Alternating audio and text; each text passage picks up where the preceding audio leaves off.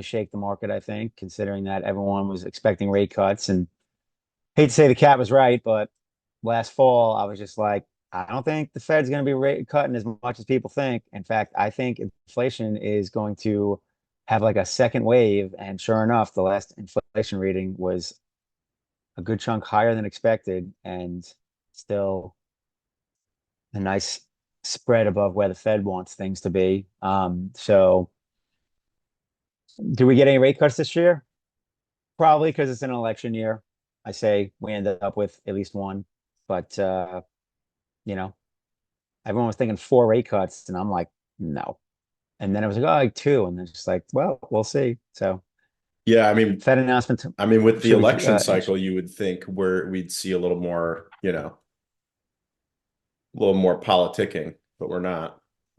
yeah, we're not seeing much at all. So either the Fed doesn't like Biden, or Trump was just good at bullying the Fed into doing what he wanted. Um, it's probably a combination of both those things. Yeah, Um, and then yeah, there's a number coming out on Friday too that I keep forgetting what it is, but it's an important one. I don't know if it's like consumer spending. I think it might be consumer spending. Um, so yeah, markets could be in for some volatility, and obviously, whether we think it does or not, I feel like the Fed moves does somewhat impact Bitcoin, at least near term, in terms of reactions and whatnot. So, um, a tighter monetary policy isn't exactly great for Bitcoin. Interest in a sheer capital inflow, capital outflow, you know, because the looser money is, the more it's available to buy Bitcoin with. So, very true. Yeah, well, but and I think, and I'm just looking up stuff too while we're talking, but this is like a 22 year, what are we at? We're at like 5.25% to 5.25% is the rate set by the Fed, which is a 22-year high. And I've been talking to a lot of people and just, by nature of what I do and the types of people I talk to, it's really painful. Like this is a painful time to be really anybody. It's a painful time to be a business owner. It's a painful time to be an investor. It's a painful time to be in crypto. Um, when you're in the thick of things, it can be hard to kind of see the forest through the trees. Because you look at what's happening to you by the day-to-day, goings on. But at a higher level, with interest rates this high, the whole market is hurting, the whole economy is hurting. People tend not to talk about that, but it's a lot of pain. And there's traditional like brick and mortar business owners that I know, and they're my friends, and I talk to them, and things are hurting on that end of the spectrum. People aren't spending money the way they used to. And then when you look at like crypto and investments, obviously things are pretty painful there. Bitcoin has done relatively well if you look at it over a long enough time period, but I think most of us that have been in crypto, it's funny because like when Bitcoin hit 60K for the first time, we were all like, holy shit, Bitcoin is so high. And now that Bitcoin's at 60K again, it's like, well, shit, it doesn't feel very good. And I think a big reason for that is that, there's a lot of pain in other places of the market, especially when you look at altcoins. So, it's just very painful. So I think I kind of align with a lot of people hoping that rates come down a little bit. Um, but yeah, it's right now I've seen a couple of good tweets about, you have to just survive. The market can stay irrational longer than you can stay solvent. absolutely. Speaking of irrational, I didn't look today, and apparently Bitcoin's down 3,300 points right now, and we're back down at 60K, Back down to which, 60. son of a gun. I keep talking about, I want to put a little short hedge on. I want to put a little short hedge on. I didn't do it. I'd already be in the money. 3,000 points. Some bitch. Last day of April, ending not strong. I mean, stock market's down too. That monthly candle is looking ugly. Wow, that actually puts us right near the low for the month. The low is from that last week or whatever it was when we were touched 59.5. So not looking pretty on the monthly chart. No, where do you Feds.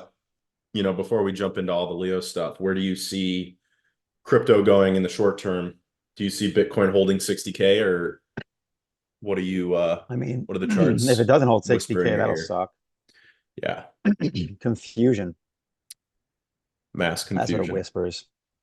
Because I mean, like we just had the halving, right? So generally we've always gone up after the halving, you know, but doesn't mean we have to go up right away. I don't know. On the daily, it's like great. We're consolidating, we're holding this range. Great, looks good. The weekly chart looks like a bull flag. Um, Although with today's move, maybe less so. But then when I look at the monthly, all I see is overextended, overbought, and probably gonna pull back to like 45, 50K. Like when I look at the monthly and I'm like, I look at every other prior move, it's like you have the funny part is the timing is almost identical. So October 2020 is when basically that bull move started. And then we had green candles straight through till March 21. And then April 2021 was the first red candle. It was like ginormous monthly red doji candle. And then we got smoked in May. June was down, but it basically was a bottom. And July, tested that intra month, but then was green. And then we made that second run because that was the weirdest bull market, right? Because we made a high at like 64, pulled all the way back to 30, and then made a high at the 69, which was not much higher, right? That was the first time we really kind of had one of those. So I'm like looking at now, it's like, holy shit, this bull market basically started October of 23, so like same month, and April, like all green candles, and then two huge green candles, February, March, just like the last one, and now April's the first red candle, and I was like, am I having deja vu right now? So I almost hope we do because if we're down in May and June, and that takes us back to like, because I use the 10 period moving average all the time as like kind of like a overbought, oversold indicator. And that move in 21, 20, in 21, what happened? We pulled back and we held that 10 period. Like we poked through it a few times, but it ended up closing above it on the monthly pretty much every time until, we finally ended up topping out and going down again. So could we see a pullback, to let's say 40? Because like I'm looking at the chart, like the 46 area is a pivot point. 46, 47 is a pivot point that we've seen price wise. And that would take us right back to, this moving average is probably going to be at about that price come next month, like once this candle finishes. Um, so, that would also give time for like right now, the stochastic RSI is like completely in overbought territory, and it's been there since, um, since July of 20 of last year. So, it's going to be interesting to see. I mean, that indicator doesn't, always play great with the monthly because, it's been on the low end when we've seen prices rise and all that. But so that's just straight technical charting. And that's what's got me thrown because I'm like, well, we should go up this year because of having. So I don't know.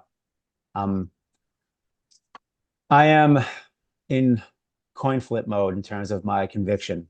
Yeah. And that is why I wanted to put on a small hedge. I was happy to lose, but I did not get around to it because um, we'll say hypothetically, I'm hesitant to put on a short futes trade because of the hypothetical KYC that might be creeping into the hypothetical central exchange that one uses to short. Yeah, speaking of the LeoDex has gotten tons of updates over the past week, which I think is very well timed with the kind of hammering down on various centralized exchanges, including one called MEXC, which is one of the few places left where you can trade Hive. Um, and for years I've talked about this vision I have for um, being able to trade Hive on decentralized exchanges. And obviously, I've been very loudmouthed about my belief in Thorchain and cross-chain L1 dexes. And I believe that they're just going to continue to grow long term. So I've always wanted to kind of position Leo and position Hive in a way to benefit from that and be a part of it. Um, and with the upgrade that we literally pushed yesterday, you can now trade Hive going both directions. So you can swap into and you can swap out of Hive using LeoDex.io. So with that, we also improved the UI for LeoDex swaps of Hive. So now there's like a step-by-step module. It's a lot more user-friendly. And then we also integrated XDeFi. So that went live yesterday as well. So I know, Mitch, you were waiting for XDeFi to pool your Leo. Um, Well, no, actually, I pulled with a key store. oh, you I did with the created a key key store. store I and I thought you pulled. were waiting Yeah, for XDeFi. actually, yeah. I'll refresh your memory because I was one of the test dummies and I had one of my liquidity events where like like Oh, it it's was pending. imbalanced or whatever. Yeah. Is it I don't still even know. pending? Like once I pushed one, pushed another, and then and it was weird because it like I did a really small one the third time, so it would push the second one, and I didn't care about the third one like staying in pending. But what it did was it like added the one side, but then added like a little bit from the third thing. Like I have an imbalance right now. Like I have Yeah. 47 cacao in my wallet So log into available that LeoDex shouldn't because be. we just pushed an update yesterday. Another part of the update yesterday was huge. There's, I don't even know how many things, 20 plus things that got pushed. Yeah, I saw it because Now you can manage your pool if you go to your yeah, positions. no, I turned some people onto LeoDex last night that aren't, you know, keeping up with the news. And I was like, dude, have you gone to LeoDex? And I was like, here you go. Now you have what you need. So, Nice. Yeah, and it's it's someone that will do volume on LeoDex, especially when the other directions available, like being able to uh, buy sell HBD. well, you can do it with Hive now. So buy, sell Hive, You and can you can buy you and can sell sell Hive. Hive. Yeah, you can buy and sell Hive now. Nice. Yeah, both direct inbound and outbound are added. So we had the outbound live for the last week. We've been testing it, but then yesterday we integrated the inbound. So, I did see XDeFi went live because I like was looking last night and I'm like, what? And I'm like, checked. I'm like, oh, there's the announcement. Sure. And I just happened to jump on like 2 hours after it went live and I saw that it was available. yeah, it was kind of an Um, odd time of day, but I rolled it out as fast as yeah, I could. I got to decide what I'm gonna do. I might just import my key store into XDeFi, and then I can move. I can just send stuff to that wallet because I have like Arbitrum Leo in my MetaMask, and I did an XDeFi where I, imported that wallet, and I could not get the Arbitrum Leo balance to show in XDeFi, even though it was there, and it showed on MetaMask, and it was getting super frustrating. So I ended up uninstalling XDeFi again. Yeah, But it's really nice having XDeFi. I've been using it the last couple days, and it is a lot better than Keystore in some ways. Um, obviously that being said, like a lot of people on Maya use Keystore for various reasons. It's a little more self-custody than something like XDeFi. But I think with XDeFi added now, there's going to be a lot more volume is going to flow to LeoDex just out of usability and user friendliness. And then now that we have, and this is kind of a big piece of what I was talking about in the post yesterday, but now that we have the Hive inbound enabled, so now that you can go both ways, I expect to see a lot more volume because now the pool can get rebalanced. So before it was only one way, one direction. So the pool was getting very imbalanced, which made it inefficient to do to sell Hive because essentially nobody could arb the way back and fix the pricing. Um, so now that we've got both directions live, you can buy and sell Hive very easily. It's going to be profitable to do the side that is imbalanced. So, like for example, right now I just checked, and if you were to buy Hive using LeoDex, you would actually make money. So you would actually make a profit on your buy. And if you were to sell Hive, you would have a bigger slippage. So you would lose a little bit of money in the process of selling Hive. So that means that right now, if someone wants to buy Hive, the best pricing you could get, and if you compare it, which I just did, to centralized exchanges, the best pricing you can get is on LeoDex. So if you were like an efficiency person and you were trying to get the best pricing and you were buying some Hive, LeoDex is the way to do it. And not to even mention that you have those added benefits of being on an L1 DEX. It's faster, and you don't have to log into, like you were saying earlier, some sort of exchange where it's possible that they'll KYC you or potentially lock or freeze your funds. This is an L1 DEX. It's connected to Maya, and as of right now, it has better pricing than a centralized exchange on the inbound.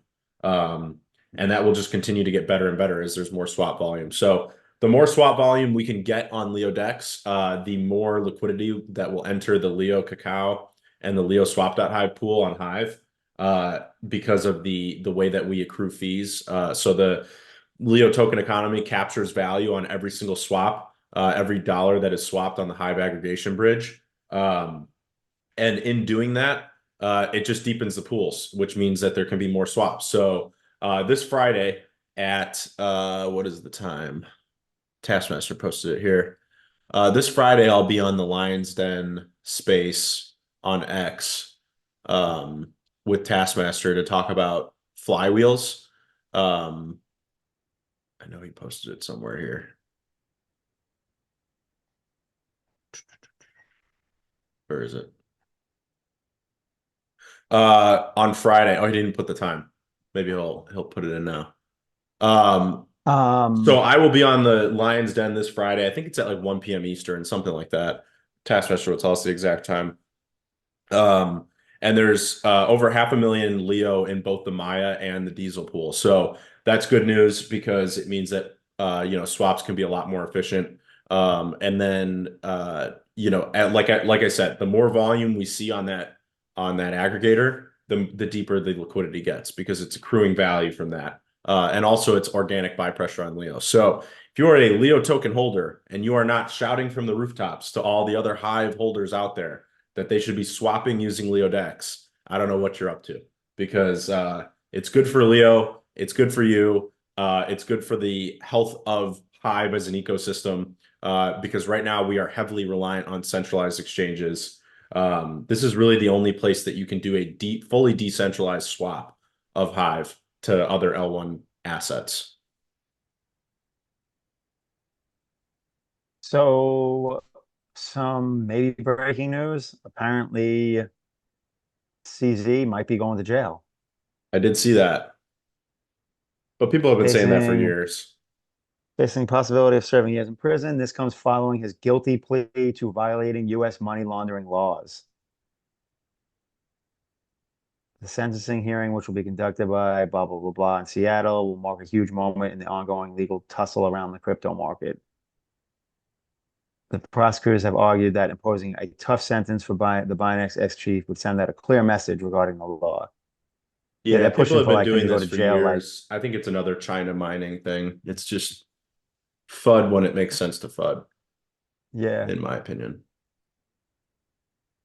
it mentioned that the outcome of Binance's former CEO sentencing is scheduled to begin at 9 a.m. Pacific on Tuesday, which is basically 30 minutes ago. There you go. It's CZ's fault that Bitcoin's down 3,000 Hmm. points. Insert can CZ do something meme. Right. Too But that funny. again is just another indicator of how important it is to get decentralized exchanges up and running with volume for Hive. it is just another indicator of that. Um, Facts. because ultimately, at the end of the day, the centralized exchanges pose a massive threat to the industry as a whole. We saw that with the FTX, and we saw that with the Steam hostile takeover. There's so many examples in the broader industry of, abuse of power and delisting and all sorts of things that come along with centralized exchanges. So LeoDex is it's a vision I've had for years of getting Hive onto Dexes. And it's a big moment because now, as of literally, like, I don't know, 12 hours ago, you can trade Hive on L1 using Maya protocol as the rails. So you can trade with Bitcoin, you can trade with Ethereum, you can trade with Rune, you can trade with Cacao, ETH, USDT. So it's a big moment for Hive to get to this L1 Dex rail. And I think it's just a matter of time before we start seeing a lot of usage there. But we need to really push it. And I've been really racking my brain trying to figure out, how do you get Hivers to use LeoDex for their swaps. Now that we have good pricing, now that it's easy to use, and it's faster than using a centralized exchange, how do you get, Hivers using it, and how do you get that flywheel kickstarted? As I'll talk about, he confirmed at 1 p.m. Eastern time. He posted a link to the thread in the threadcast. Um, so I'll be talking about that on Friday, but getting that flywheel kickstarted is really important. It will lead to more pricing efficiency over time. So we really need to get the ball. It's like right now, now that all the technology is in place, we need to get the ball rolling down the hill. And it just needs a little bit of a kick to get going. So it's I'm not saying it's going to be easy, but once we start seeing a little bit of volume, I can see that it'll turn into a lot of volume. And then that also coincides with free marketing on the Maya side. So, we had our first I would say, I mean, we've had definitely some hits with the Maya community already in small ways, but our first big swap that was from someone from Maya that has nothing to do with Leo. They swapped about $8,000 worth of Bitcoin into Ethereum using LeoDex. Um, and the reason why that's so huge is because it's just a little indicator of what's possible if we can achieve this vision I have of becoming the number one DEX interface for Maya. That single swap generated $50 in affiliate fee revenue. Um, so that is $25 in buying pressure for Leo. And then the other side, which is $25 worth of Cacao. And then it pools the total $50 permanently into the Leo Cacao liquidity pool. And obviously that's not very much money, but keep in mind that's one swap on one day by one person. So you can imagine what happens if we start to see, tens of thousands of dollars a day getting swapped on LeoDex, and hopefully eventually millions of dollars a day. The swap fees, the affiliate revenue that comes in and permanently buys and pools Leo is really incredible. And then that ultimately leads to more pricing efficiency for the Hive aggregator, which in turn leads to more potential swap volume using LeoDex, which leads to more fees. So that is the flywheel in a nutshell. But Taskmaster and I will probably hammer that point this coming Friday.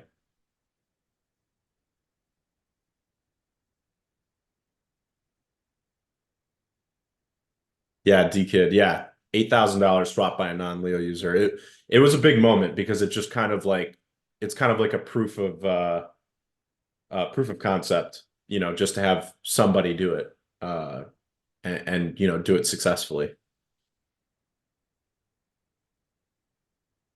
But yeah, there's a pretty, like, the volume's $21,000 since we launched LeoDex, which, I mean, it's only really been 10 days, and we only had Key Store up until 12 hours ago. So, I think a big barrier to entry was XDeFi, and then also having the Hive inbound enabled. I think those were two big barriers to entry in terms of getting some initial volume and traction for LeoDex. But now that we have those, I'm pretty confident we'll start to see, um, we'll start to see that volume slowly pick up.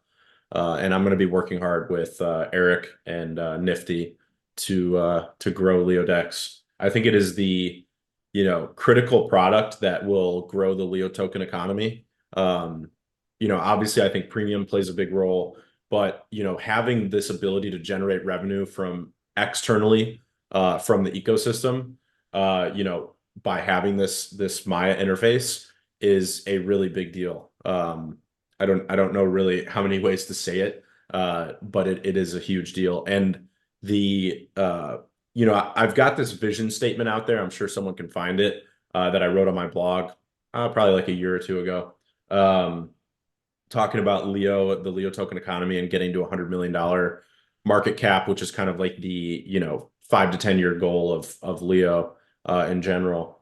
And I revised that whole kind of master plan, if you will. And I revised it to include LeoDex and include premium, and talk about the future of Leo. So I'm planning to post that blog post probably sometime this week. Um, so it really just talks about how the flywheel works and how how important it is to grow the volume on LeoDex. It is a big piece of it, alongside the core product of premium as well, and how to grow that, because I think we're at about 189 recurring monthly premium users. So that's about $1,900 a month that buys well, half of that buys Leo and then pools it. Um, so we're getting these flywheels off the ground. It's just the early stages, and that early stage can be painful to grow, but I think we'll get there. And LeoDex, I really think LeoDex is going to start picking up volume. It's going to be like a very slow and steady, and then suddenly all at once. That's kind of the way I see it going. Vic Van asked, what are your plans towards getting people to know about LeoDex and use it for swapping? Is there going to be an advertisement about it? Yeah, we haven't done a ton of marketing about LeoDex, and a big reason why we were waiting was XDeFi, and then obviously the Hive inbounds. So now that both of those are live, and then along with like 20 plus bug fixes, I'm pretty confident to start telling people to actually use LeoDex, and that they can do their swaps and their pooling, and manage their pools all from LeoDex. So I'm feeling very confident now that those things are in place. So there's a few things that I have in mind for marketing, and like I said, I need to work with Eric and Nifty. I've been putting in like 100-hour weeks the last couple weeks to just do the technical side of LeoDex. So now that the technical side is very far along, it's time to really hammer in on marketing and get some volume in, and prove that we've built a product that is actually useful to the market, and gain our product market fit. So I need to work with Nifty and Eric. I need to kind of put together a big marketing plan and get things rolling. A couple ideas I have though. One is there's an ad space on MyaScan.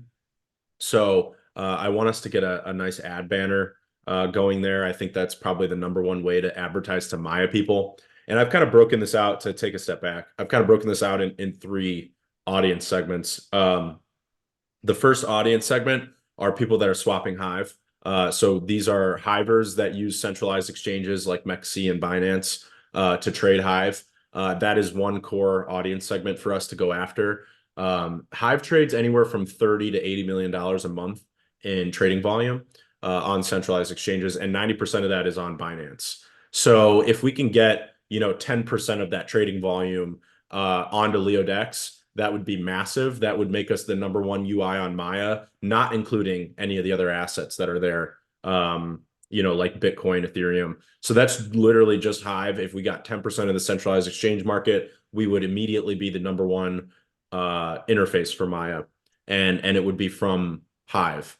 And then obviously, if people are swapping Hive, they're probably swapping other things. Then we get volume there. And then if we're the number one UI on Maya, new people coming into Maya see the number one exchange, and they just naturally will go there. So like I said, it's kind of free marketing once you get to that point. So that's the first audience segment, are people swapping Hive.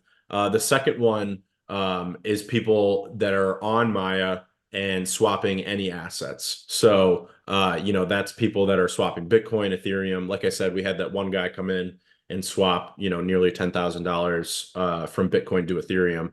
So, going after people like that is definitely a big deal. And then another audience segment will be Splinterlands, the Splinterlands ecosystem. So we are working on SPS and Deck and integrating those into LeoDex. I think those will be live by Thursday or Friday. I'm 90% confident that we'll have them live by Thursday or Friday. Um, and that is going to be a whole nother audience segment to go after. Being able to have, the Splinterlands ecosystem using LeoDex for their L1 swaps of SPS and DEC to and from any other L1 asset. So that's going to be pretty huge. After we do SPS and DEC, we're also going to do HBD. So then we'll have Hive, SPS, DEC, and then HBD as the Hive assets that are listed on the Hive aggregation technology. So we need to get some volume flowing. Like I said, as that volume flows, the flywheel only gets stronger and stronger as liquidity gets redeployed. So, getting some initial volume, even if it's a couple $100, it's just, you need that little bit of momentum to get off the ground.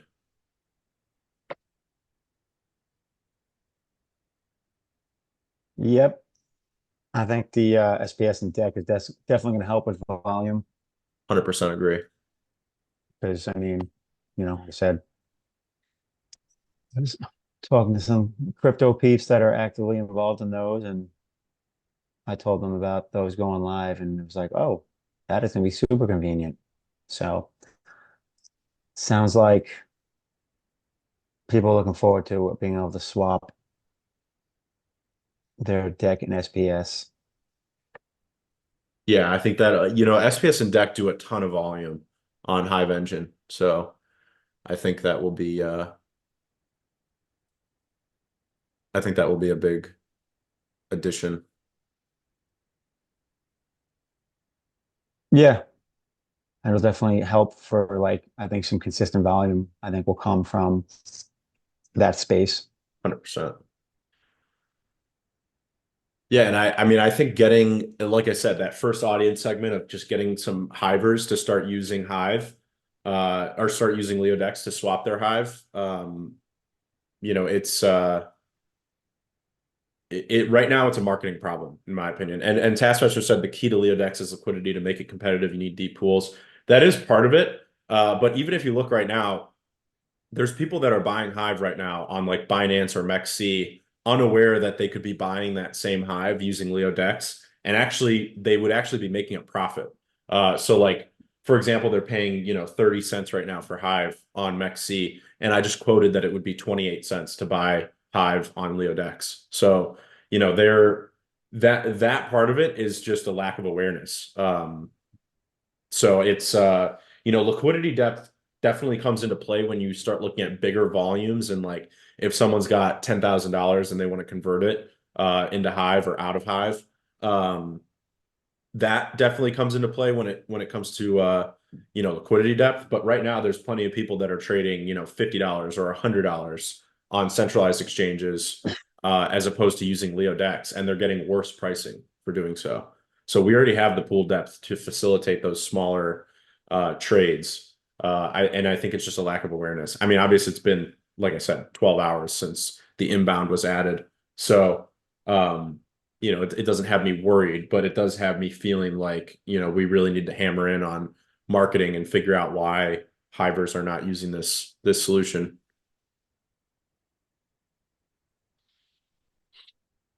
Word needs to get out. 100%. Yep. The technology, like I said, we've spent a lot of time on the technology. I've been, really hammering away on it. But at the end of the day, if nobody uses it, what's the point? So we definitely need to focus in on how to spread this word to Hivers. And I've been putting up blog posts, threads, X posts talking about it. I was talking to Eric about organizing some sort of writing competition to get some of you guys writing about it. So if you want to write a blog post about LeoDex and about trading Hive. Maybe you can do a Hive swap and kind of record the process or take screenshots of the process and then write a blog post on Inleo talking about it. And then we will upvote it with Leo.voter. So I already told the team that I wanted to see anyone who talks about LeoDex in their blog posts. I want to see them get extra rewards, some extra love in terms of upvotes. Um, this is interesting. Um, iJats asked, will LeoDex be included as a market option in non-KYC aggregators like non-KYC.io/markets? I never even heard of that, Yeah, I've so never I just heard of learned that. something. I've never heard of that. But if they list, I don't know, that maybe. I've never heard of it. I guess it's worth checking out. Non-KYC.io/markets question mark. That's the URL he posted, but I was just like, huh,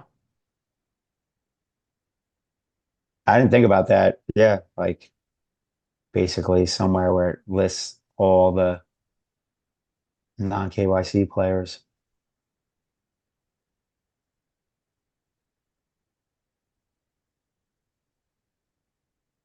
What is this?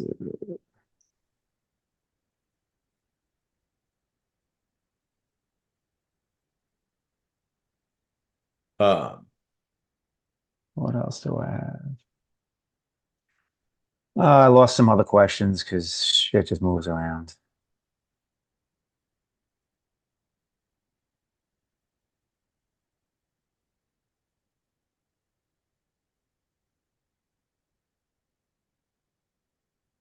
I saw someone earlier ask some about like the size, picture size being increased on LeoDex because I'm not LeoDex on in Leo because right now like they'll create the post elsewhere and then I guess like copy paste it or something to yeah, LeoDex. we In some of you Leo, I know keep that we saying Leo. created our own AWS solution for image hosting for Inleo.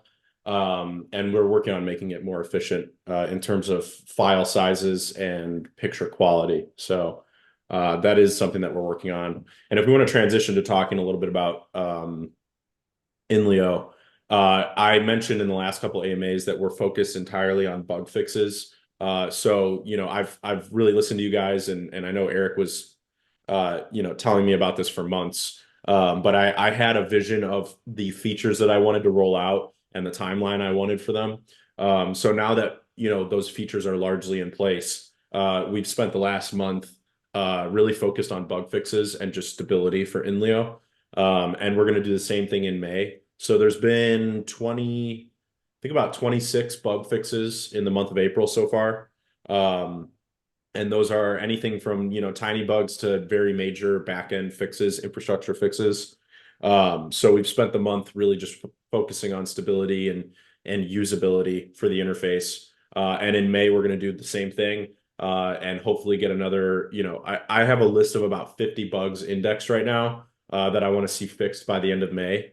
And I'm going to spend some more time looking through the feedback hashtag today, gathering your feedback and figuring out what else we should fix. So if you have any bugs that are pressing and bothering you, write a thread, include as much information as you can. Screenshots are very helpful. And then use the hashtag feedback. I actually read that hashtag every single day. And a lot of what the devs do is pulled from that tag. So that is the number one way to communicate your frustrations, issues, suggestions to the team is using that hashtag. And like I said, I'm watching it all the time. And yeah, I'm pretty happy with the progress this month in terms of making the UI better. And there's a lot more fixes on the way. There's a lot of infrastructure improvements that will kind of like have cascading effects. They're like lead dominoes that we need to knock over in order to make the user experience better. But hopefully you guys have noticed there's less app errors. There's just generally more stability. Certain things like editing comments have been fixed, and a number of other issues. We also changed, and this was a suggestion by Sunseeker. We changed the Leo tab to show all blog posts that are made from inleo.io, because before it was pulling from the Leo Finance community. So now if you use the Leo on the articles tab, if you use the Leo dropdown, it'll show you anything published from Inleo.io. With some of these front end changes, like what I just described, we're also making a lot of changes with curation and just in general. We're trying to make sure that rewards are flowing to people that are using the UI, and then also to people that are premium. So it's like if you use the UI, you're going to get rewarded a lot more heavily with Leo.voter. And then if you layer on being premium, it's going to be like an exponential factor on the upvotes that you receive. That's my vision of how curation should work. It's like, do you use the UI? If yes, then you get rewarded. If no, then Leo.voter will skip over your content. And then the second branch of that is if you're using the UI and you're premium, then you'll get even bigger upvotes. So that's kind of the idea behind that curation setup.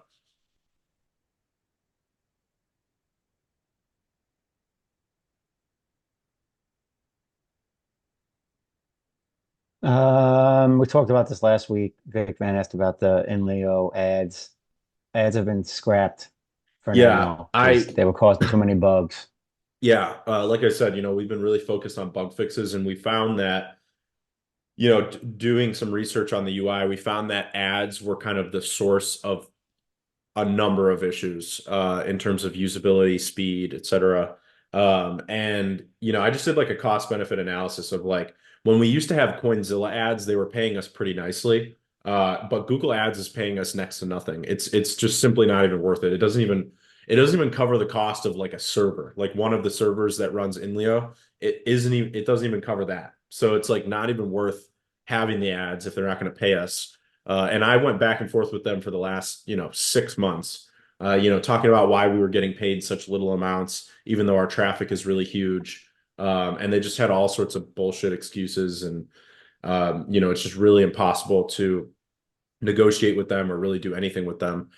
So ultimately, what I decided is until we have our own native ad platform built, it's not worth even having ads. It's not worth ruining the user experience for $100 a month. I think when we have our native ad platform that I have designed, it's going to actually have a huge impact on revenue because it'll make a lot more money. And then also it won't impact the user experience so negatively because it's something that we build. It's not us pulling ad code from Google AdSense.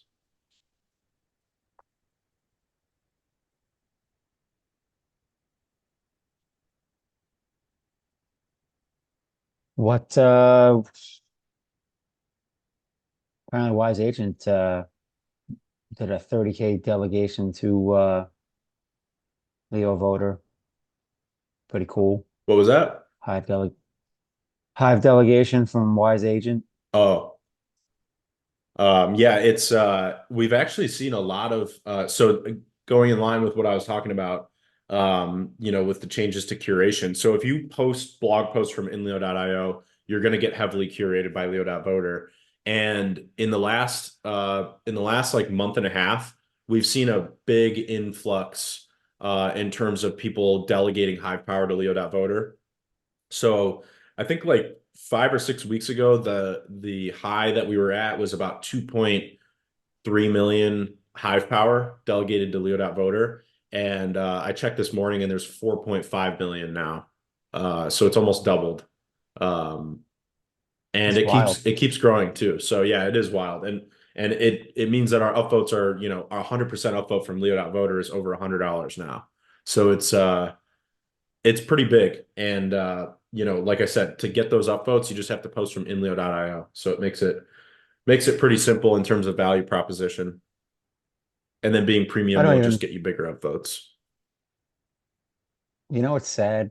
All the years I've been on Hive, I've never even had 30,000 Hive power to power up. I think I like 2,000 Hive power delegated to Leo Voter. So that's a good chunk that Wise Agent threw in there. Earned some good Leo off of that. Yep, 100%. Yeah, Wise Agent said if you're not an InLeo premium subscriber, what are you waiting for?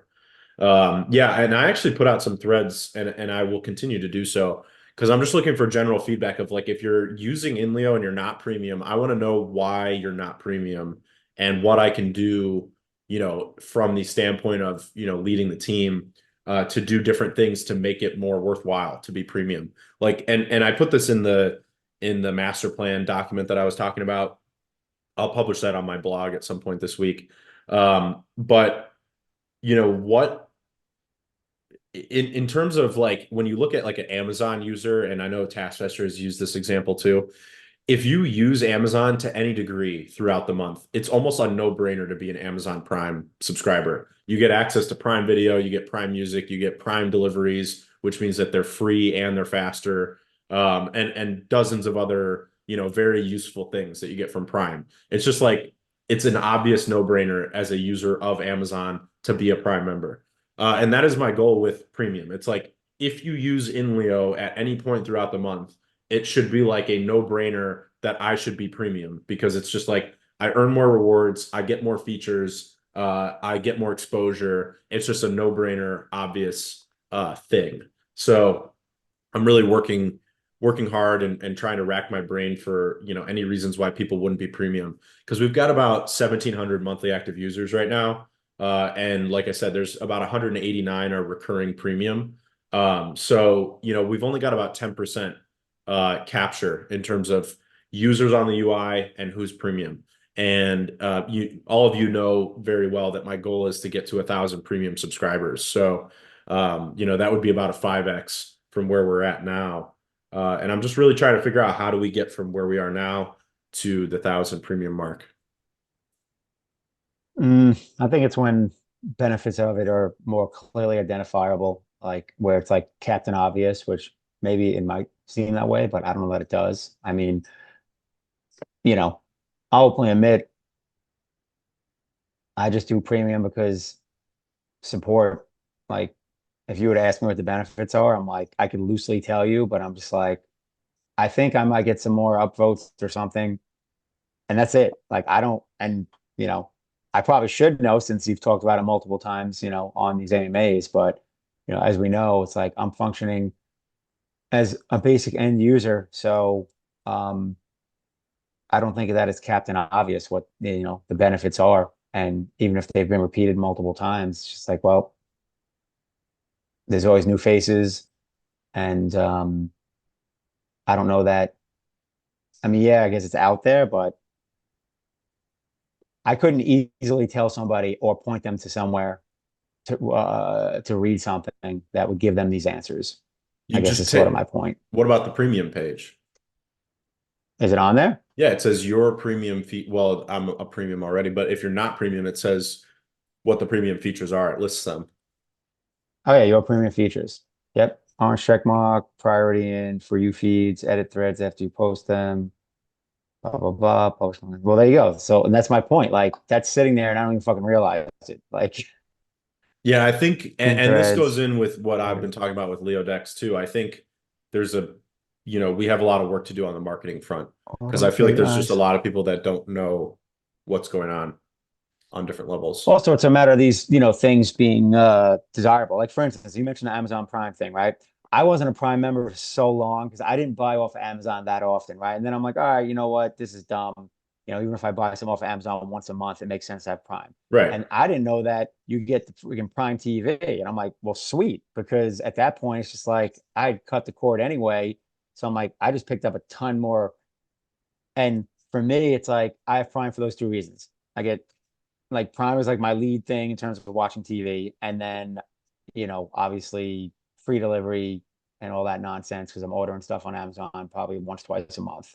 Um, so that's so it's like what are the features that basically are going to entice people? And you know, and for some people the like the auto AI summarize their long form post into a thread storms. There's a handful of people on in Leo that that is something that like hell yeah that's useful. Like I could see someone like Taskmaster getting a lot of benefit out of that, right? But there's only a handful of people that that fits. Like to me, that's not really useful for me. I mean, I guess maybe I could figure out a way Well, to, you know, let me run leverage something it, by but you too, because I mean I don't talk about it publicly too much just because of the wins, the overwhelming wins. But we are working on Leo AI. I have somebody that works on that full time. Um, nice. and it will eventually get to the public interface and you guys will be able to use it if you're premium. So that will be a benefit of premium, being premium. One of the features is to auto AI summarize your blog posts into thread storms. One of the other ones is when you're writing a blog post, it will actually help you write the blog post. So it will say like it'll suggest the next paragraph. It'll suggest an outline. And it'll overall just it's like an AI copilot. If you've ever used Copilot from Microsoft and you're like writing in a Word document, um, it'll basically help you write and it'll help you write faster and it might make your writing more clear, the English would be better, the grammar would be better. So if you could picture, because this is the idea that this is what I'm trying to do with Leo AI, one of the things is when you're writing a blog post, it will know your previous blog posts. So it will have it's the data for Leo AI, it's trained on everything you've ever done on Hive. So it knows every blog post you've ever written. And while you're writing, it would be suggesting to you, here's a potential next section for your blog post. So it would essentially make it easier to write blog posts. It would make it faster, hopefully, to write a blog post. And it would just overall make the quality of your posts even better. It won't write the post for you, to be clear, but it will suggest things and make it, like I said, it's a co-pilot, it's a co-writer. Like Tassar said, like Grammarly, but on steroids. Exactly. It is like that. It is like in one window, you'll be sitting side by side and you'll be writing and it'll be suggesting things while you're writing. Um, if that was live, would that be a premium feature that you would be, what would be useful to you, Mitch, as someone who writes blog posts, here and there? Would it potentially make you write more blog posts because it's a lot easier?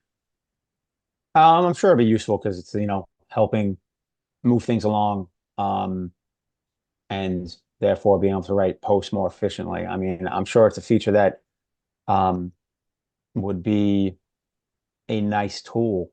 So, and when that's all live, I'm sure a lot of people are going to leverage it. So because I don't care about stuff turning to a thread storm, but yeah, as far as like I'm writing a post and then it's essentially greasing the wheel for me, that decreases my workload. So therefore, it makes it easier to post, which could lead to more frequent posting. So, yeah, I think that's definitely a value add. And it's interesting. Like I brought up this topic, for a reason because I want to see what people start to say. So, like, there's a ton of threads being posted about what they like about premium, and like for me, like it's so basic right now. I like that. And the thing is, I still long form post more than I thread. I thread here and there, but I'm long winded. So when I thread, I like the fact that I have a longer character limit. Like, the normal amount of characters usually isn't long enough a lot of times for my threads. So for me, being premium, I like that A, I can do longer threads, and B, I can edit because who besides me, and I'm sure everybody is super annoyed where you tweet or you thread and you have whatever, like you type the wrong word or like you just like fat fingered something and it just like looks dumb and you're like, damn it, I want to fix that. And you can't. Well, another premium feature that, I like. I like that I can edit. So those are the two big ones for me right now. But like, you know, Simple Game was just like said the what is it? The purple and black theme alone is worth premium to him, you know? Different So things for I get different. that, Yeah. like for me, like I like the default Leo colors, like that's my jam. Like that's the same colors I use for like my Scaredy Cat brand, right? So I'm like the black and that, like kind of slightly burnt orange. Like so I love the theme. But if like that was something I could switch to, because that wasn't the default theme, like that's what I'd be switching to, using my premium feature. So um there's always little things and everyone's got different tastes. So it was super interesting to see Question what for you people guys have been too. posting. Yeah, no, and I think it is different strokes for different folks. Like everyone's going to find their own reason for having premium. Um, Question for the audience and for you, Mitch. Should we allow premium users to share their own blog posts in the main thread feed? So like right now, nobody can share links. No links are allowed. You can embed YouTube Mm, videos, but you can't share any links. And the reason for that is because we used to allow it, but you guys probably remember if you were around for the early days of Threads, it just became a post promotion channel where everyone was just, people wouldn't even thread. They would just come after they posted a blog post. They would just come share the link and then leave. Um, which is obviously not something that we want. But since premium users are generally inclined to be more active in other ways, anyways, like they're not going to be theoretically, they're not going to be just premium to drop a post link once a month and then leave. Um, should we allow premium users to share links? so, and before I dive into it, because this is loosely related, Task said the most valuable part of premium is the ability to embed YouTube and three-speak videos in the thread. That is a huge and necessary. That's huge and necessary for the future of Leo. So, um,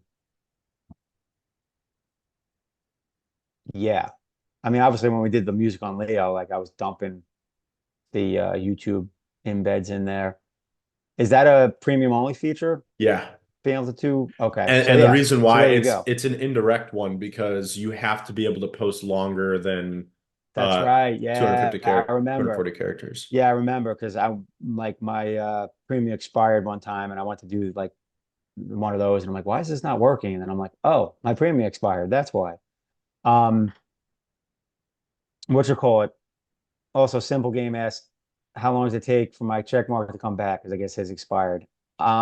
Usually I found that if it doesn't show up right away, it usually shows up within like an hour or two. Yeah, it shouldn't be more than if it takes more than 20 minutes, then usually something was wrong with the transfer, like you added a memo or something. But I actually looked at his and there's no memo, so it will be Yeah, it's probably within good to go. 20 minutes.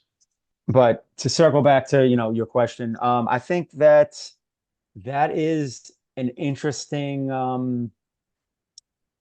needle to thread because there's pros and there's potential cons, and I think that it will increase premium users because people will want that ability. What they do with it is all over the board. Some people might use it for just self-promotion links, which then begs the question, is it okay since they're essentially paying for the right to do that? And then how crazy will it get? Will it get as bad as it was? I don't think it will because I feel like a lot of the spammy slash just straight self promotion are people that um aren't gonna have premium because they just can't even afford it.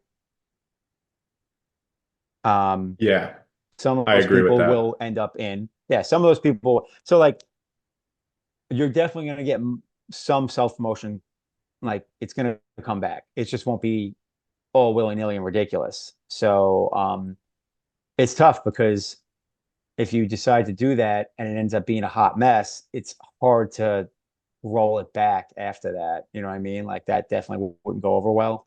So, but Well, yeah, I mean, at I the think end of it's the something we day, could roll out, and if it didn't work, we could pull it back, and I think people would understand because the only way we pull it back is if it gets really spammy, like it was before. yeah, I mean, I don't think it'll get I hope it. I mean, listen, if it gets super, super bad, then that basically is just a bad omen for Inleo on a whole, because that means the overall community, the texture of the overall community is shittier than we want it to be.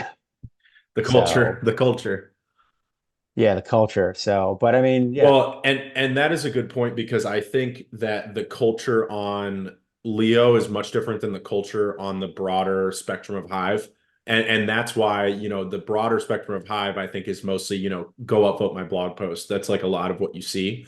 But the culture within Leo, I believe, is a lot stronger. Like I know that when I see people like you guys in the audience that have check marks, I know that you guys are, hardcore Lions, and I know that you generally, are, let's say, like the top 1% of Hive users, in my opinion. And it's obviously a biased opinion, but I actually believe that to be true. And I think you guys are definitely more inclined to be power users and do things that are beneficial for the platform, not just, hey, go upvote for upvote my post. yeah.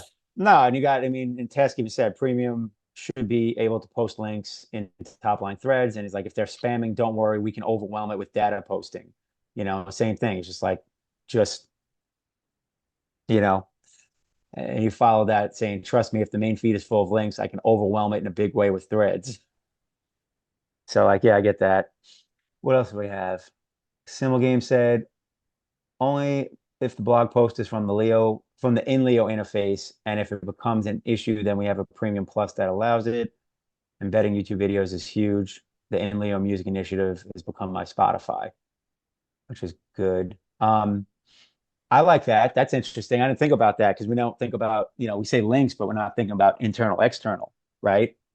I don't know if there's a way to filter that, but that's interesting. And I don't even really think Hmm. the spam posting really was external links. I think it was just self-promotion links for like, Hive-based blog posts Right. It was like from if you what ever I go to saw. a Discord, a Hive Discord that has post promotion channel, which a lot of them do, and we used to have one too.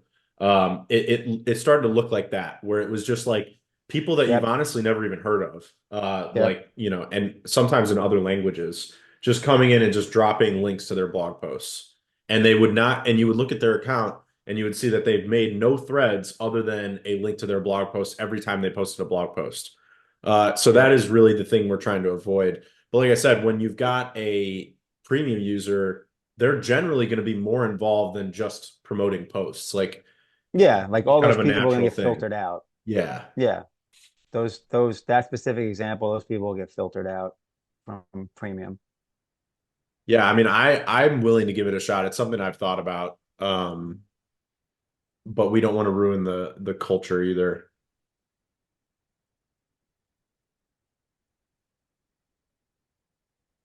Yeah, and Tasso just said adding links to top line threads, we should have external links as well. People are paying for premium, they can add a link to anything from the outside too. It's important to have the free flow of information and it stimulates engagement. I agree. And one of the biggest use cases for me on X has always been finding like interesting blog posts. Like someone might share an interesting like Bloomberg article, and that's always been a big use case of X for me. But the thing that X has that we have in a way with the For You feed, but they have a better algorithm, and obviously just by nature of having billions of dollars to develop it. So the fact that we mostly, I would say probably 99% of us here use the latest feed as our primary feed. If everyone's just sharing article links, it gets really it gets kind of annoying. Um, so so yeah, I mean, and maybe we could have some sort of checkbox where you can filter out links, each time you refresh. There's definitely some other things we could do as well. Um, but my main line of thinking is like, yes, it is like it would be valuable to have certain people posting links. Like that's why we also kind of played around with the idea of like if you have more than 100,000 Leo power, you could share blog post links or you could share any links in the top thread.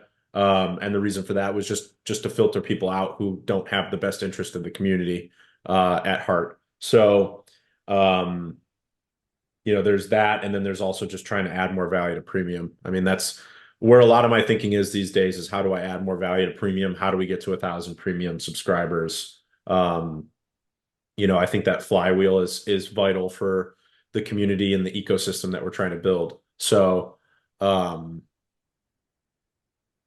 so yeah, that's just where my headspace is. And one of the upcoming features for premium too is going to be lower fees on LeoDex. So if you're swapping Hive, especially on LeoDex, it's going to be kind of another no-brainer for being premium. As if you are an active premium member, your fees will be lower.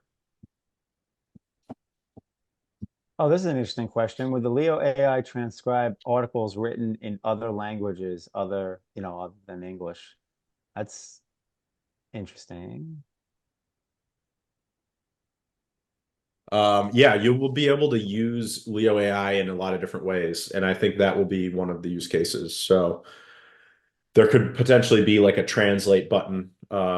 I think on every blog post you see in the future on Inleo, there's going to be like an AI drop down, and you'll click that, and there will be different AI actions you can have. So you can ask the AI, show me blog posts, show me another blog post from this author that's similar to this one, or translate this article from Spanish to English, or whatever. I mean, this question's come up a bunch of times over the last couple of months in terms of being able to do a long-term subscription of premium, like annually or semi-annually. I know that's something that's, I think, on the horizon, right? Yeah, I mean, I've wanted to do like a recurring one as well, but there's some issues with doing recurring payments with a blockchain. Yep. So I would love to see, um, I would love to see some longer term subscriptions, and I think that's probably what's going to come next is like a 6 month, 12 month option, at least a 12 month option. So you'll be able to do monthly or maybe yearly. And I see Godfish posted a screenshot comparing LeoDex and Simple Swap. And I saw a lot of people talking about Simple Swap as well. The one thing about Simple Swap, and by the way, if you flip those around, try doing USDT to Hive, and you'll see that the pricing is very different. The pricing on LeoDex will be superior, just because of the pricing dynamics right now. So obviously, taking it in this moment, uh, it would be different. So SimpleSwap is a centralized exchange. It's no different than any other centralized exchange. So it's complete. It's like apples and oranges, in my opinion. I Um, don't know what rock I've been under, but yeah, I didn't hear Simple Swap until like literally 2 weeks ago or whatever when it was first mentioned with Leo well, they Dex basically talk. And just I'm like, route trades through a centralized exchange on your behalf. That's basically what it does. gotcha. And this is something that people in the US can actually use. I actually don't know. I'm not even sure. Yeah. So I don't know. That's why I haven't even bothered looking, but no doubt.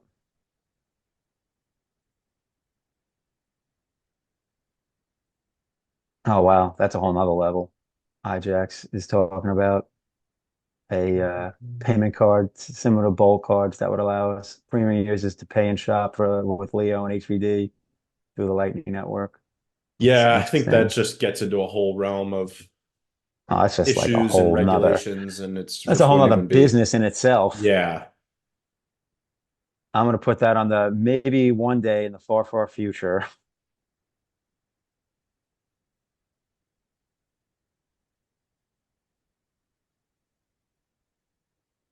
Well, I did not know I could use Simple Swap back in the day for non-KYC in and out of Hive.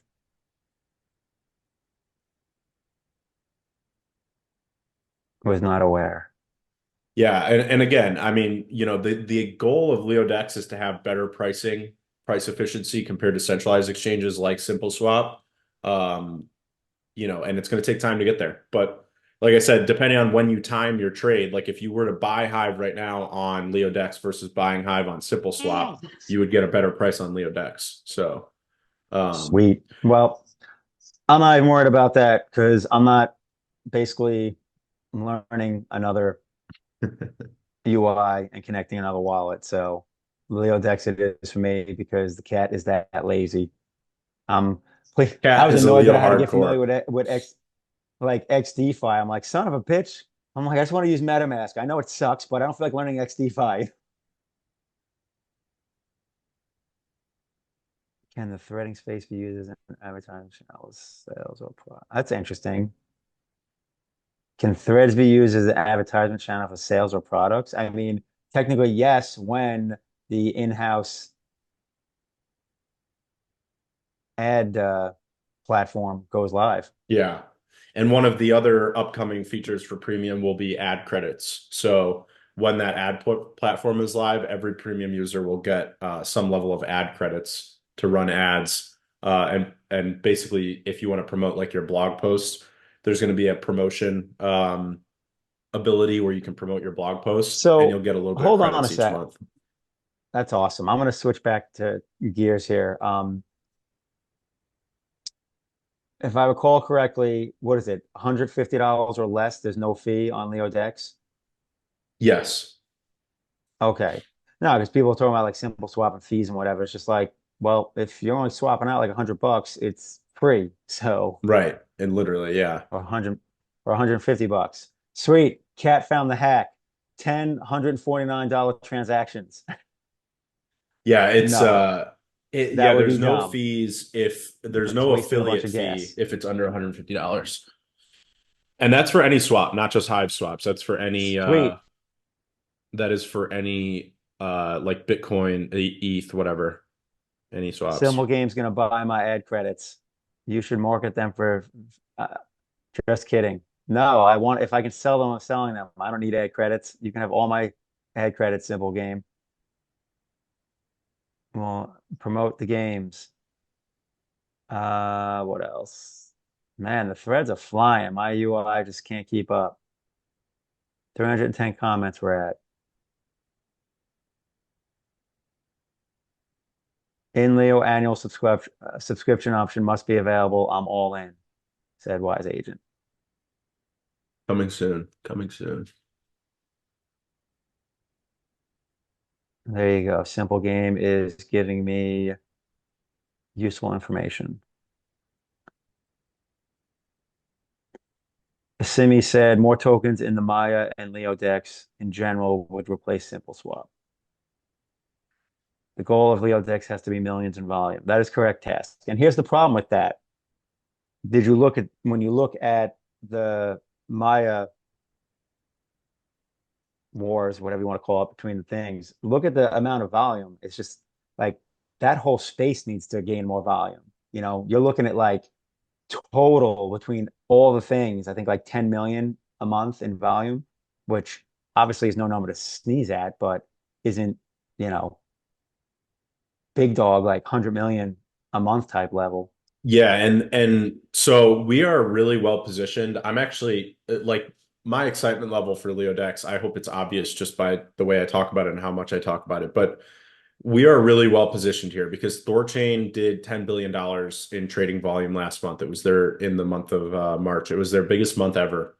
And like you said, Maya did about $10 million. So what's the big difference between Thorchain and Maya outside of liquidity? And just general, namesake and listings and whatnot.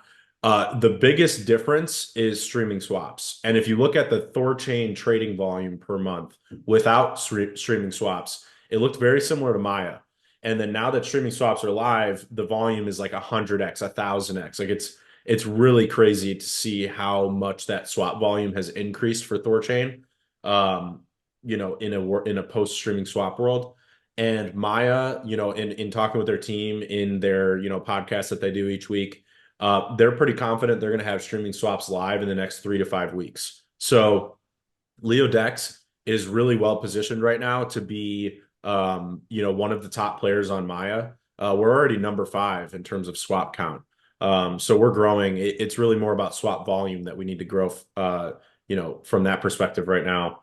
But when streaming swaps go live, we are really well positioned to inherit, that 10x increase in volume that I think will happen. I think it's very likely that, say, because it took a little bit of time on Thorchain to kind of heat up. So I would say give it 6 months on Maya, and I could easily see $10 million a month become $100 million a month in trading volume. And LeoDex being positioned as one of the top 3 UIs for trading on Maya, we could inherit a ton of that volume.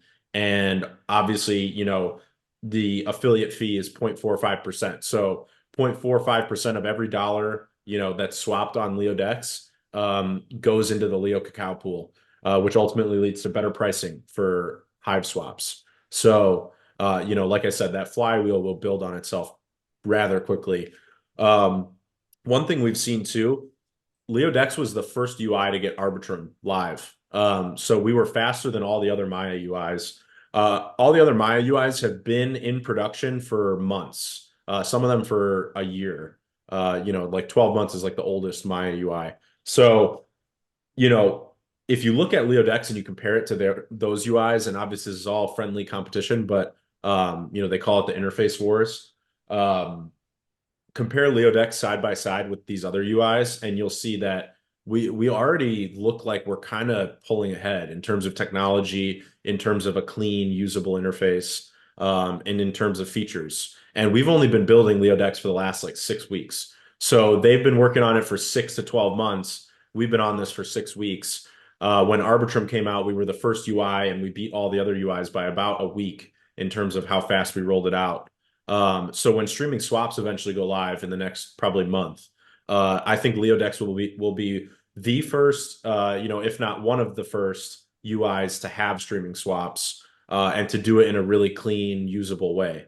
So, like I said, we're really well positioned here to grow alongside Maya. I saw Taskmaster put a comment in, about kind of leveraging the growth that Maya and Thorchain are going to see. I think they're going to grow immensely in this bull market. And LeoDex being one of the number one UIs on Maya is going to really put us in a nice position, not even just from the, swap volume, swap fees, and building that permanent liquidity, but also in terms of just free marketing. Like I said, if LeoDex is the number one UI, there's that little Inleo button at the top of the UI.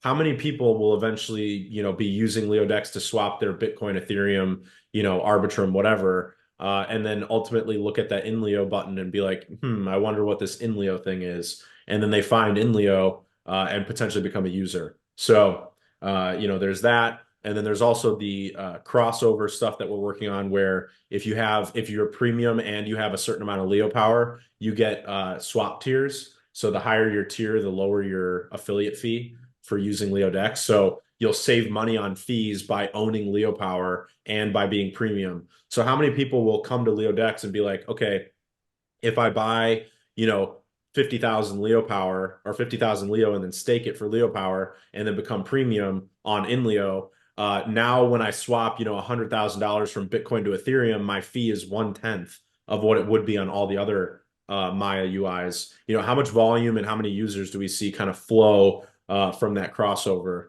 I think that's going to get really fascinating as well. So building the volume on LeoDex is one of the most important things we can do, not only to kickstart the tokenomic flywheel of Leo, but also the actual the growth in users of Leo as well.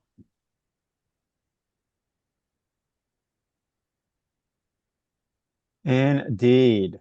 Well, time flies when having fun. It's 1:33 Eastern. We've been going well over an hour now, so probably a good place to wrappy. 100%. Yep. And basically all the comments are talking about how Leo Dex is also going to be um, an impact on the adoption of in Leo. And you were kind of just saying that. And yeah, there's definitely going to be a residual effect for sure. Yep, absolutely. And what What can do you we got? guys do? Because I'm seeing some comments about it. What can you guys do to help us grow LeoDex and help us realize this vision of making it the number one Maya UI? Is if you're swapping or trading any amount of Hive, if you consider using, just quote it out at least using LeoDex and consider using it. And like I said, a lot of times you'll actually get better pricing using LeoDex than another exchange. But even if you get slightly worse pricing, I've been personally starting to move my Hive trading to LeoDex, even if the pricing is a little bit worse. But especially when the pricing is better, that's just obviously a no-brainer. But even $50 or $20, every little dollar makes a big difference when you swap on LeoDex. So if you're a hardcore lion, if you're looking to help us grow LeoDex and become the number one exchange interface on Maya, every dollar swapped counts. So I would say my PSA is just consider LeoDex the next time you trade Hive. Well, I know that I'll be loading my key store into an XDeFi wallet after we get off this AMA and seeing if I can do a swappy swap with some Arbitrum Liam. Leo said Liam. That's funny. Liam. Good old Liam. Liam, what's the secondary coin? It's not on the market yet. No one knows about it. Off market only. You'll know when you You know. got to know a guy. It's like an off market property. It's not listed. Cool. Sweet. All right. Well, good stuff. Glad to see XDeFi's live. Looking forward to the Splinterland tokens going live because I think that will bring in some volume. Yep. So, and then same thing with HBD. I'm gonna be super excited when HBD's live because the reality is, I've been building up my HBD savings, but I'm gonna get to a point where it's like, all right, I have the amount I want, and now the point is to like actually take the monthly interest and do something with it, even if it's buying more Bitcoin. So being able to swap HBD on LeoDex um, is gonna be super useful, and I'm excited about it. Yeah. Yeah. Splinterland's assets should be live by Thursday or Friday. HBD might be alongside with them. We'll see how that goes. If you guys can use the Hive swaps, like I said, and give us feedback on it, how it works, if you encounter any bugs, all the feedback helps. And ultimately, it will also help us get HBD and SPS and DEC listed faster because they all use the same rail. So improving the rail for Hive will ultimately lead to those getting ready even faster, and they'll be even better when they are ready. Cool deal. Sweet. Keep All an eye out right. for tomorrow, the Fed meeting. We'll see if crypto dies or if we go to the moon. Yeah, should be interesting. Yep. But yeah, thanks, Mitch. Thanks everybody for coming. This was a big threadcast, so love to see it. Yes, go play with LeoDex and we'll come back next week and see what broke. Yep. Sounds good. All right, guys, have a good All one. right, peace.